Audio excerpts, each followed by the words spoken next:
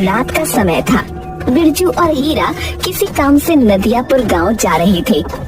हीरा, अरे चलते चलते मेरे पैर जवाब दे चुके हैं। गर्मी भी लग रही है, चलो एक पेड़ के नीचे बैठकर आराम कर लेते हैं। अरे यहाँ रुकना सही नहीं है, ये जंगल है। अरे नदियापुर गांव जंगल के बीच ही बसा है, चल थोड़ा सुस्ता लेते हैं, वैसे भी शाम तो हो ही गई है। बिरजू की बात सुनकर हीरा ना चाहते हुए भी एक पेड़ के नीचे बैठ गया। अचानक उन दोनों के कानों में एक बच्चे के रोने की आवाज टकराई। बिरजू भैया, तुमने कुछ सुना? यहाँ जंगल में कौन सा बच्चा रो रहा होगा? आवाज तो मेरे भी कानों में आ रही है, तो चलो चलकर देखते हैं। बिरजू और हीरा आसपास नजर दौड़ाने लगे। तभी उन दोनों की नजर एक बच्चे पर पड़ी। वो दोनों उस बच्चे के करीब चले गए। बिरजू भैया, यह बच्चा तो यहाँ अकेला है, यहाँ तो आसपास कोई मौजूद नहीं। बिरजू उस बच्चे को गौर से देखने लगा। उसके चेहरे पर डर और भय के साए लहराने लगे। यहाँ से भाग हीरा। अरे क्या हुआ? अचानक तुम्हारा चेहरा फटे हुए पपीते जैसा कैसे हो गया? हीरा, गौर से देख, ये बच्चा कोई इंसान का बच्चा नहीं बल्कि कागज का बच्चा मालूम पड़ता है। बिरजू के कहने पर हीरा उस बच्चे को गौर से देखने लगा। बिल्कुल सही कह रहे हो बिरजू भैया, यहाँ से भागो। वो दोनों डरते हुए वहाँ से भाग गए। मगर उसी नदियापुर गांव में झुमरी नाम की एक सुंदर स्त्री अपनी 5 वर्षीय बेटी चमकी और पति के साथ रहती थी। झुमरी का पति बहुत गरीब था।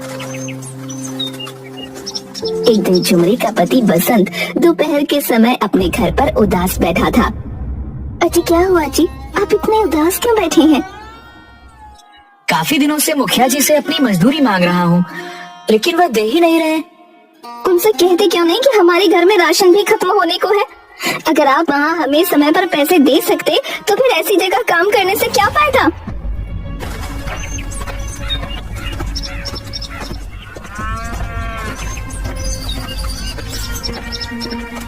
क्या बात है बसंत, तुम यहाँ कैसे? मुखिया जी, आपने मुझे 6 महीने से मेरी मजदूरी नहीं दी। मेरे घर पर राशन खत्म होने का है। मत भूलिए, मेरे घर पर मेरी पत्नी और मेरी बेटी मेरी जिम्मेदारी है। तो मैं क्या करूँ? तूने क्या अपनी बच्ची क्या मुझसे पूछकर पैदा की थी क्या?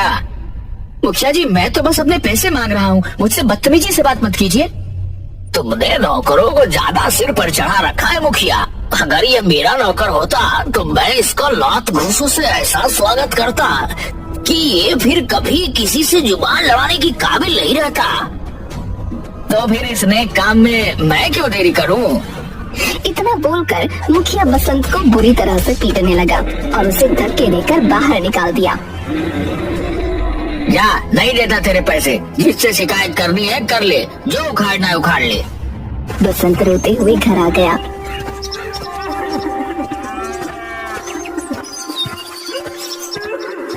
और सारी घटना अपनी पत्नी झुमरी को बताने लगा। चिंता क्यों करते हैं जी, ईश्वर पर भरोसा रखें, सब कुछ सही हो जाएगा। तुम समझ नहीं रही, घर का राशन खत्म होने को है। आज तो मेरे पास चमकी के दूध के भी पैसे नहीं बचे, मैं क्या करूं? चिंता मत कीजिए, मैं अपने पड़ोस में रहने वाली अनीता से कुछ पैसे उधार मांग लेती हूँ। आप बस ऐसे उदास मत बैठिए और हाँ, कभी भी हिम्मत मत हारिएगा।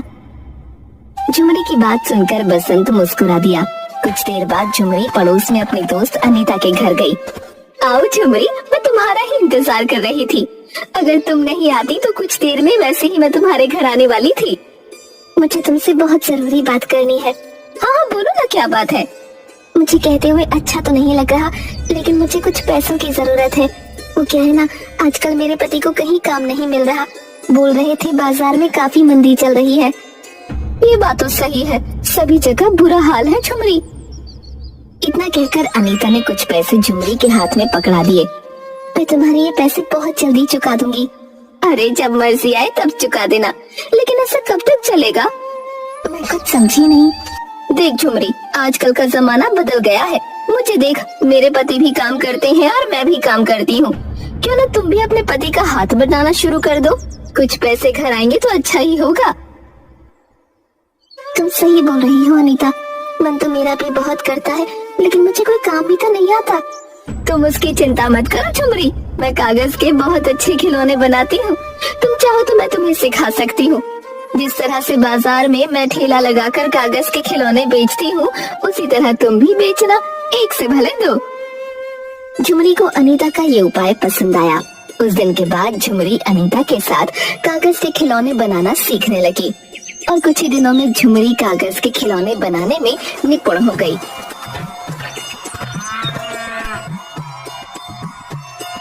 अरे वाह झुमरी, तुम तो मुझसे भी अच्छे कागज के खिलौने बनाने लगी। मुझे तो विश्वास ही नहीं हो रहा। नहीं अनीता, तुमसे अच्छे तो मैं कभी नहीं बना सकती, आखिर तुम मेरी गुरु ठहरी। ठीक है झुमरी, तुम पहले इम्तिहान में तो पास हो गई, बल्कि यूं कहो फर्स्ट डिवीजन से पास हुई हो, और तुम्हारी दूसरी और आखिरी परीक्षा और होनी है। अब मुझे कौन सी परीक्षा पास करनी है? कल तुम मेरे साथ बाजार में खिलौने बनाकर बेचोगी, देखते हैं किसके खिलौने ज्यादा बिकते हैं। अगले दिन झुमरी अनीता के साथ दूसरा ठेला लगाकर कागज के खिलौने बेचने के लिए खड़ी हो गई। कुछ ही देर में झुमरी के सारे खिलौने बिक गए। अरे वाह झुमरी, मेरे ठेले में तो कुछ थोड़े खिलौने बचे हैं, लेकिन तुम्हारे तो सारे खिलौने बिक गए। कहीं तुम्हें बुरा तो नहीं लगा? अरे इसमें बुरा लगने वाली क्या बात है, ईश्वर हर किसी को अपना अपना नसीब देता है। उस दिन के बाद अनीता और झुमरी रोज सुबह बाजार में कागज के खिलौने बेचने जाती। शाम तक झुमरी के सारे खिलौने बिक जाते। झुमरी के दिन अब बदलने लगे थे। एक दिन बसंत झुमरी से बोला, मैंने जरूर पिछले जन्म में कुछ अच्छे पुण्य किए होंगे झुमरी, जो मुझे इस जन्म में तुम्हारी जैसी पत्नी मिली। ऐसी बातें क्यों करती है जी? अगर पति पत्नी के हर दुख में पति उसका साथ देता है, तो क्या पत्नी उसके दुख में उसका साथ नहीं दे सकती? मैं तुम्हें यह बताने के लिए आया हूँ कि मुझे चौधरी के खेतों में काम मिल गया है। ये तो बहुत अच्छी बात है जी, अब हमारी कमाई दुगनी हो जाएगी। अब हम अपनी बिटिया रानी को अच्छे स्कूल में एडमिशन दिलवा सकेंगे। झुमरी की बात सुनकर बसंत मुस्कुराता हुआ वहाँ से चला गया। एक दिन की बात है, झुमरी और अनीता बाजार में ठेला लगाकर कागज के खिलौने बेच रही थी कि तभी मुखिया कुछ लोगों के साथ वहाँ आ गया। कैसी हो झुमरी? देख रहा हूँ तुम्हारे खिलौने आजकल बहुत ज्यादा बिक रहे हैं, और तो और तुम्हारे वस्त्र भी बता रहे हैं कि तुम्हारी आमदनी अच्छी हो रही है। सब ईश्वर की कृपा है मुखिया जी। यहाँ कैसे? बात यह है झुमरी कि हमारा गांव दो नदियों के बीच में है। वर्षा प्रारंभ होने वाली है और मुझे सूचना मिली है कि इस बार हमारा गांव भयंकर बाढ़ की चपेट में आ सकता है। इस तरह से तो गांव वालों का जीवन यापन बर्बाद हो जाएगा। इसीलिए मैं चंदा इकट्ठा कर रहा हूँ। झुमरी, तुमसे भी मैं चंदा लेने आया हूँ। झुमरी ने उस दिन की सारी कमाई मुखिया के गुल्लक में डाल दी और साथ ही साथ उसकी दोस्त अनीता ने भी। झुमरी, मैं सारे गांव वालों से चंदा लेकर उनके लिए शहर से अच्छे कंबल और बहुत सी खाने पीने की वस्तुएं लेकर आऊंगा। मुझे तुम पर विश्वास नहीं है मुखिया जी। वैसे भी तुम मेरे पति की 6 महीने की तनख्वाह रोके बैठे हो। देखते हैं गांव वालों की कितनी मदद करते हो। अरे तुम अभी तक अपने पति की मार को दिल पे लगाए बैठी हो, मगर वह मुझे आकर बदतमीजी से बात कर रहा था। इतना कहकर मुखिया वहाँ से चला गया। दिन ऐसे ही बीतने लगे, मगर झुमरी ने देखा कि मुखिया शहर से कुछ भी लेकर नहीं आया। एक दिन की बात है, मुखिया अपने मुनीम प्रेमचंद से बातें कर रहा था। झुमरी अपने पति बसंत के साथ काम से जा रही थी। मुखिया को देखकर झुमरी मुखिया से बोली, मुखिया जी, 1 महीने पहले आप सारे गांव वालों से चंदा लेकर गए थे, ये बोलकर कि हमारा गांव भयंकर बाढ़ की चपेट में आने वाला है, वर्ष प्रारंभ होने वाला है, मगर मुझे तो अभी तक कोई इंतजाम नहीं दिखता। झुमरी की बात सुनकर मुखिया बुरी तरह से तिलमिला कर रह गया। तुम तो ऐसे बोल रही हो जैसे कि तुमने 10-20 लाख रुपया चंदे में दिया हो। अरे 100-50 चंदे में डालकर अपने आप को क्या समझ रही हो? मुखिया जी, आपको इस तरह से मेरी पत्नी का अपमान करने का कोई अधिकार नहीं। मुंह बंद रख बसंत, पिछली बार की माल भूल गया क्या? गांव में तेरी पत्नी के अलावा न जाने कितने लोगों ने मुझे चंदा दिया है। उन्होंने तो मुझसे कोई सवाल नहीं पूछा। यहाँ से चला जा वरना तेरा फिर से मार मार कर बुरा हाल कर दूंगा। बसंत अपनी पत्नी के साथ वहाँ से चला गया। देख रहे हो मुखिया जी, इस बसंत की पत्नी के कागज के खिलौने बाजार में क्या बिकने लगे। ये तो अपने आप को आपसे भी बड़ा समझने लगा। सही कहा तुमने। जब तक मैं इन दोनों पति पत्नी को गांव से धक्के देकर बाहर नहीं निकलवा देता, मैं चैन की नींद नहीं सो सकता। वैसे क्या वास्तव में अपने गांव में बाढ़ आने वाली है? अरे कोई बाढ़ नहीं आने वाली है। ये न्यूज वाले तो वैसे भी हर साल यही खबर चला देते हैं कि बाढ़ आने वाली है, गांव डूबने वाला है। और मैं इसी खबर का फायदा उठाकर गांव से अच्छा खासा चंदा वसूल लेता हूँ। हर साल की तरह इस बार भी कुछ नहीं होगा। उस दिन के बाद मुखिया ने झुमरी और उसके पति बसंत के खिलाफ गांव में कान भरने शुरू कर दिए। गांव वाले मुखिया की बातों में आकर झुमरी और बसंत को अपना दुश्मन समझने लगे। झुमरी से उन सब ने झुमरी के कागज के खिलौने खरीदने बंद कर दिए। थक हार कर बसंत और झुमरी अपने घर पर ताला लगाकर दूसरे गांव की ओर चल दिए। झुमरी एक जंगल में बैठकर आंसू बहाती हुई बोली, ये सब मेरे सच बोलने का नतीजा है। दिल छोटा मत करो झुमरी, तुमने तो सच बोला है और सच बोलने वालों की कभी हार नहीं होती। वो सब तो ठीक है जी, लेकिन अब क्या होगा? हमारे पास बिल्कुल भी पैसे नहीं है और बोतल में सिर्फ चमकी का आधा गिलास दूध बचा है। झुमरी ने इतना कहा ही था कि तभी एक दूसरे बच्चे के रोने की आवाज झुमरी के कानों में टकराई। झुमरी ने देखा कि एक पेड़ के नीचे सुंदर सा बच्चा रो रहा है। ये किसका बच्चा है? पता नहीं झुमरी ये किसका बच्चा है, लेकिन मुझे तो यह बहुत भूखा लगता है। मेरे पास भी आधा बोतल दूध है, अगर मैं इसे पिला दूंगी तो हमारी चमकी भूखी रह जाएगी। चिंता मत करो झुमरी, यह बच्चा कई दिनों का भूखा मालूम पड़ता है, पहले इसे दूध पिला दो। झुमरी उस बच्चे को दूध पिलाने लगी। उस बच्चे ने दूध पिया ही था कि तभी अचानक रंग बिरंगी किरणों के साथ उस बच्चे का आकार बड़ा हो गया और वो एक सुंदर नवयुवक में परिवर्तित हो गया। कौन हो तुम? मैं एक जादुई कागजी पुरुष हूँ। मुझे तुम्हारे बारे में सब पता है। तुम्हारे पास सिर्फ आधी दूध की बोतल थी और तुमने अपने बच्चों को ना पिलाकर वह मुझे पिला दी।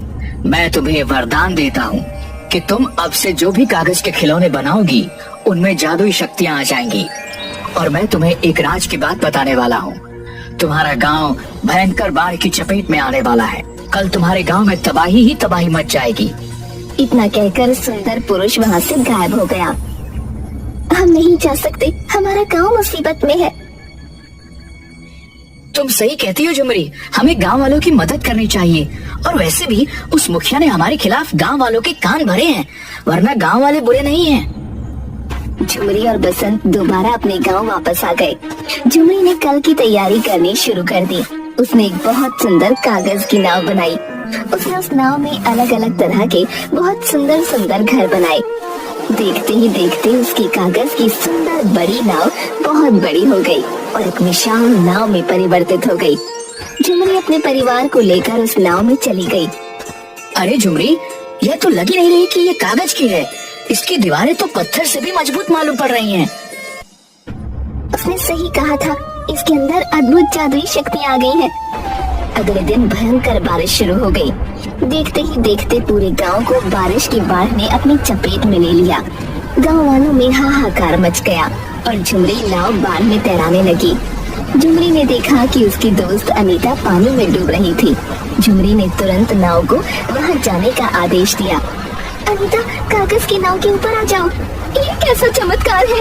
वो सब बातें बाद में करेंगे, पहले अपने परिवार को लेकर ऊपर आ जाओ। तुम्हारा परिवार सुरक्षित रहेगा। अनीता अपने परिवार को लेकर नाव पर चढ़ गई। उसने गांव के सभी लोगों को झुमरी की नाव के ऊपर ले लिया, सिवाय मुखिया के घर को छोड़कर। मुखिया दौड़ता हुआ आकर बोला, मुझे भी नाव में ले लो झुमरी, मुझे माफ कर दो, मुझसे बहुत बड़ी गलती हो गई। मेरा दिल तुम्हारी तरह नहीं है मुखिया जी, आओ अपने परिवार को लेकर नाव के ऊपर आ जाओ। मुखिया अपने परिवार को लेकर नाव पर चढ़ गया और झुमरी की ओर देखकर बोला, मुझे माफ कर दो। मैंने तुम्हारे साथ कितना बुरा सलूक किया और उसके बाद भी तुमने मेरी कितनी मदद की। मुखिया जी, हमें हमेशा दूसरों की मदद करनी चाहिए, पता नहीं कौन कब किसके काम आ जाए। तभी अनीता झुमरी से बोली, झुमरी, बाढ़ बहुत ज्यादा भयंकर है। हमारे गांव के अलावा और भी गांव बाढ़ की चपेट में आ गए होंगे। हमें उन सबकी मदद करनी चाहिए। झुमरी को अनीता की बात पसंद आ गई। झुमरी अपनी जादुई नाव को लेकर दूसरे गांव में गई और वो सबकी मदद करने लगी। कुछ दिनों बाद बाढ़ का पानी जब उतर गया, तब झुमरी ने अपनी कागज की नाव में कागज के भोजन बनाना प्रारंभ कर दिए।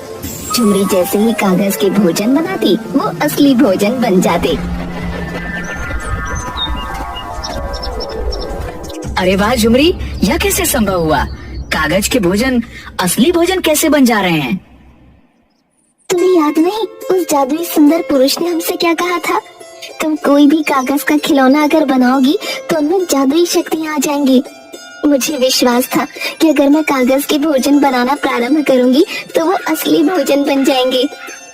ये ईश्वर ने हमारी मदद की है झुमरी। देखो ना, इस तरह से कितने लोग भूखे मरने से बच जाएंगे।